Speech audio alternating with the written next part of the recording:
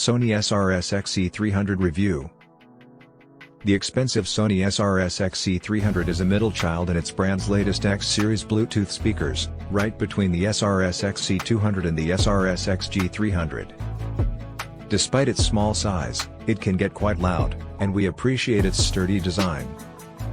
There's also a companion app with some highly desirable EQ and battery settings, adding to its lure. Unfortunately, its irregular driver setup doesn't do justice to Sony's promise of improved sound projection. It would be fine to invest in something different that obviously improves performance more, but this isn't the case here. The JBL Charge 5 at $179.99 remains our editor's choice for this price range since its classic driver formation results in a consistent audio experience. The 2.9-pound SRS-XE300 comes in black, gray, or teal, has a broadly pentagonal oblong shape, and is 9.4 inches by 4.1 inches by 4.7 inches in size. You can place it either vertically or horizontally. Sony pictures usually show the speaker standing upright. Initially, it's not clear where the sound is originating from. This is due to Sony using a lion-shaped diffuser. The array of drivers that stand vertically is bigger than what the thin line of fabric-covered grills shows. Audio travels via a small opening rather than an open adaptation. A strong silicone material covers most of the item, but on the right side, there is a vertical control panel. Be aware that you may occasionally see dimples on the soft silicone material when looking at the speaker from above in more direct light. This is usually where the outer material was attached to the internal components, but other brands tend to manage this without producing any dents. Two 1.9-inch by 2.8-inch full-range drivers are featured behind the grille in a vertical array. The oval form gives more area on the speaker con and leads to more sound stress and less excursion of the driver.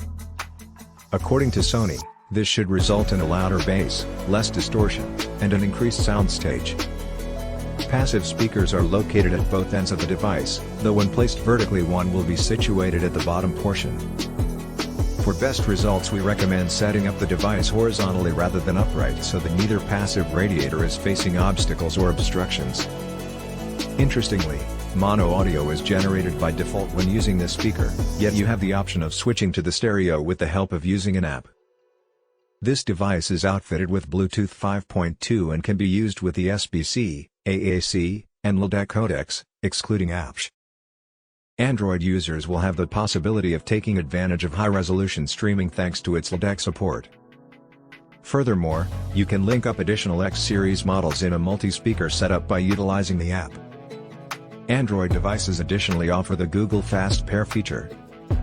Starting from the top, the control panel has switches for electricity, Bluetooth, multifunction, volume, battery, and mic mute-unmute. Manipulating them is simple, but we observed a small time lag between pushing a switch and listening to the announcement of the performed command. An LED situated between the electric button and Bluetooth symbolizes when the device is being supplied with power or is charging. Another sign placed aside the battery control communicates that stamina mode is approached. The IP67 rating suggests that the speaker is totally dustproof, and it can be submerged in up to a meter of water for half an hour. Rainfall and any poolside splashes will not damage the speaker unless its USB-C charging port cover is open. According to Sony, the speaker should be able to last up to 24 hours per charge, but this might vary depending on the volume and codec that you use. They also said that if you charge it for 10 minutes, it can give 70 minutes of playing time. The box includes a USB-C to USB-A charging cable. The Sony Music Center app, which can be downloaded on Android and iOS, offers many features. Some of these are unnecessary, while the important ones are challenging to find. In addition, its appearance is like a Word document with mostly white background and text. On the app's home screen, you'll find an image of the speaker along with a battery indicator. The My Library section provides access to your local music, though it might be subpar compared to your default player. There's also a link to download the Fiestable Music app and another one to open the default playback app. In the settings menu, you'll find the most important options. In device connection, you can check for all the devices that are connected to the speaker, and then in 3 different submenus.